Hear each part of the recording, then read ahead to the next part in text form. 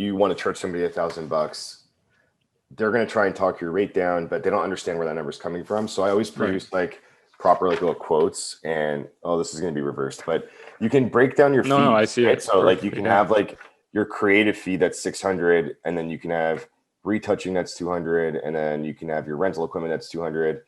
I'm just making this up. I'd have like a whole list of stuff like assistance and production and all that. No, for sure. But Yeah. the way that you can work with someone is you can say, okay, well, I'll absorb the retouching cost.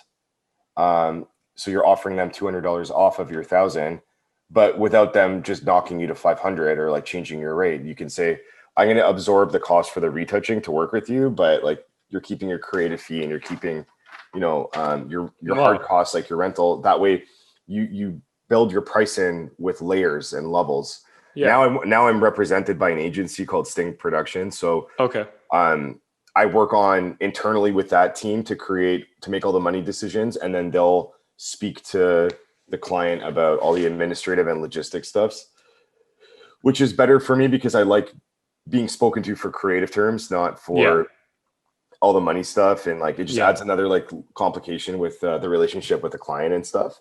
However, when you're on your own, you need to figure out your survival techniques to protect yourself, but also make it look a certain way to everyone else that they don't have the permission to chop your rate in half. Like, it doesn't make sense that someone that's hiring you has the permission to cut you in half like that. So it's all about how you communicate it.